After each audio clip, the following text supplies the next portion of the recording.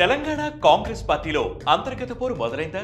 ఓవైపు 10 మంది ఎమ్మెల్యేల సీక్రెట్ మీటింగ్, మరోవైపు సొంత పార్టీ ఎమ్మెల్సీ ప్రభుత్వానికి వ్యతిరేకంగా మాట్లాడటం. ఒక ఇష్యూ సాల్వ్ చేసే లోపే మరొకటి తెర మీదకు రావడం. తెలంగాణలో రాజకీయాలు ఆసక్తికరంగా నడుస్తున్నాయి. అధికార ప్రతిపక్ష పార్టీల్లో విమర్శలు ప్రతివిమర్శలు పక్కన పెడితే కాంగ్రెస్ పార్టీలోనే కీలక పరిణామాలు చోటు చేసుకుంటున్నాయి.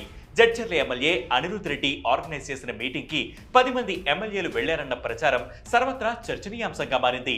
అది మరొక ముందే ఎమ్మెల్సీ తీన్మార్ మల్లన్న ప్రభుత్వం చేపట్టిన కుల సర్వేను తప్పుపడుతూ సర్వే పేపర్లను తగలబెట్టారు.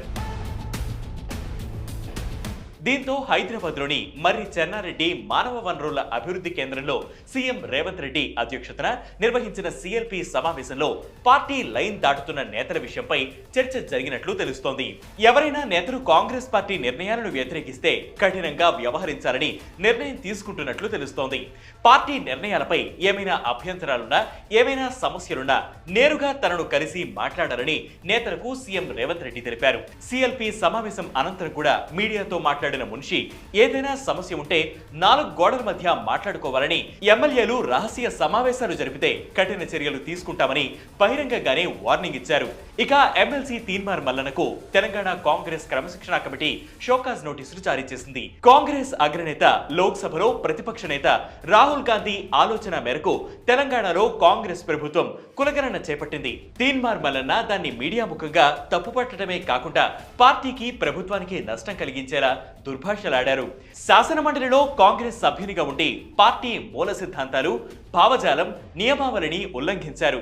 షోకాజ్ నోటీసులకు ఈ నెల 12లోగా వివరణ ఇవ్వాలి, లేకుంటే పార్టీ నిబంధనల ప్రకారం తీవ్ర చర్యలు తీసుకోవాల్సి వస్తుంది. అయితే తనకింకా షోకాజ్ నోటీసులు రాలేదని తీన్మార్ మల్లన్న తెలిపారు. వచ్చినా భయపడేది లేదని తేల్చి చెప్పారు. తీన్మార్ మల్లన్న ఎవరి ముందు మోకరిల్లంటూ వ్యాఖ్యానించారు. కాంగ్రెస్ తీరు బీసీలందరికీ షోకాస్ ఇచ్చినట్లుగా ఉంది. దేనికి నోటీసులు? వాటిని కులగణనలో భాగమైన నాయకులకు ఇవ్వాలి. అధిష్టానం ఆదేశాలని పాటించడంలో ఈ ప్రభుత్వం విఫలమైంది. కులగణన అనేది పూర్తిగా జానారెడ్డి నివేదిక అని ఆరోపించారు. దీంతో టీ కాంగ్రెస్ లో అంతర్గత పోరు మొదలైందా అనే అనుమానాలు వ్యక్తమవుతున్నాయి.